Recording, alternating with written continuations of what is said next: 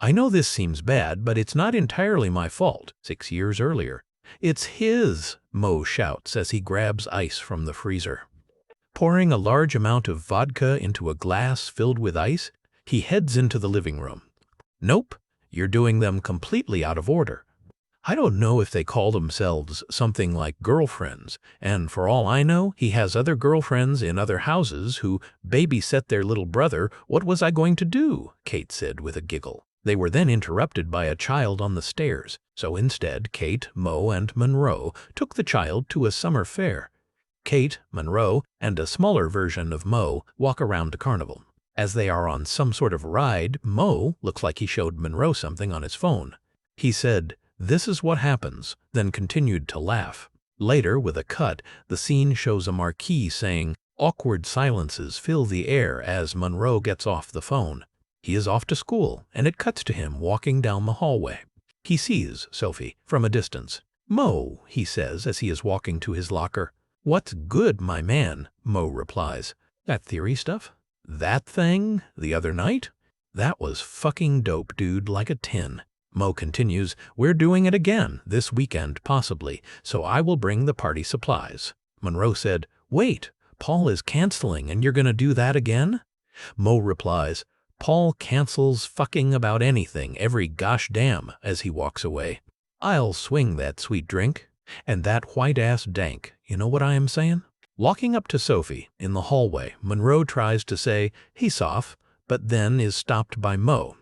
"All right, I gotta talk to my dad, all right," he continues to say as he walks around Moo to reach Sophie. "All right, you got him. Let's roll out of here. You take right up ahead, and I will take right on back." "Eat slaw," Mo is saying. "So, where are we going?" Monroe asks. "I just gotta stop by my sister's place to pick up some boxes for the move with the job first." "Are we really doing the scene?" "What? No." "Are we really doing the scene?" "No." What, and why are you freaking out?" "I cannot keep just showing up to my sister's house like that unannounced. It's fucking weird. You have to have people expect you." He continued, "But does she know I am coming?"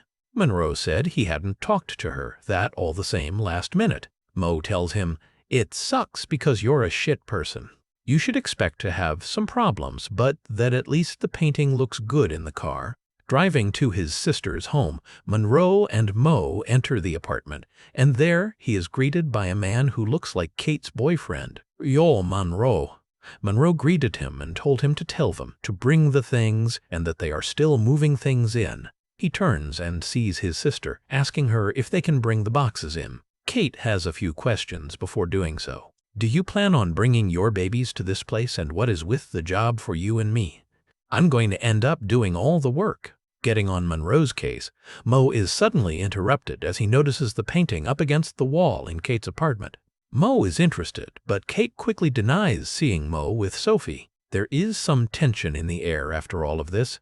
It cuts to the next scene with Kate and Monroe at some sort of sushi spot. Monroe is picking up his drink before Kate said, "So is this like your move with girls?" Monroe responded, "What do you mean? No, I am not having anything to do this with girls."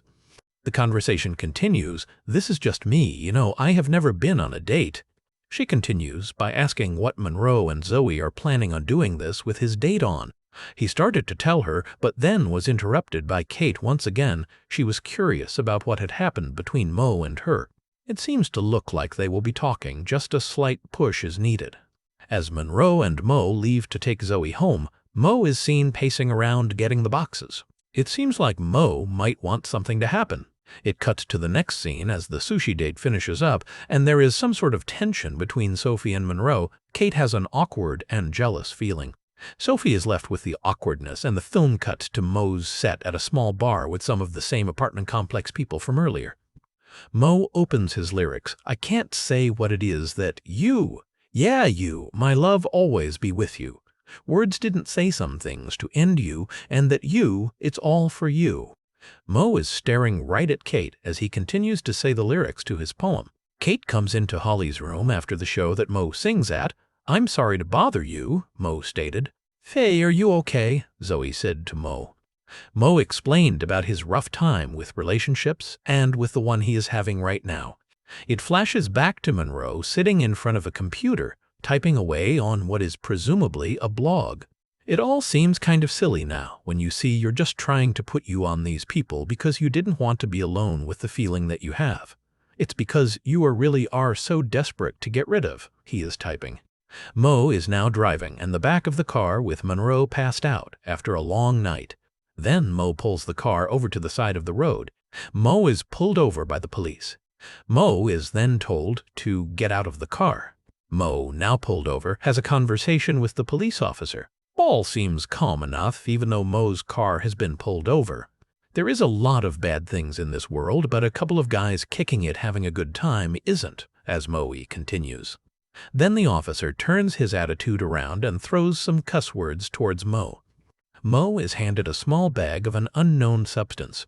"If you don't get the fuck out of here," as the officer stated, Mo then drives off and is upset at what has just transpired. Mo and Monroe are seen the next morning. Then his old man comes into the complex to tell Mo to see. The tone shows concern and the mood makes the atmosphere heavy. Later, Monroe enters the principal's office in class and takes his bag off. The officer comes into the office behind Monroe. Monroe then says, "I didn't do it." Then the officer explained. 2 officers found Monroe's mom's car in the middle of the woods. The principal starts to ask questions, but the officer makes his point known that the traces of marijuana were all over the car. The film cuts and changes back to that of Monroe on the base field and batting, while his dad, Mo, and his sister are watching along with his brother-in-law. His dad has questions if Mo is with his sister still. He doesn't answer him directly. Playing ends. Driving in his car, now with Mo, Monroe expresses a new change in attitude and wants to now write a movie. The camera pans, and this portion of the film now ends. Monroe and Mo's relationship grows into adulthood, and Mo looks more and more like the newfound figure that Monroe needed. As Monroe continues to look on to him. Thanks for tuning in. Stay curious, stay awesome, and don't forget to hit that subscribe button for more amazing content.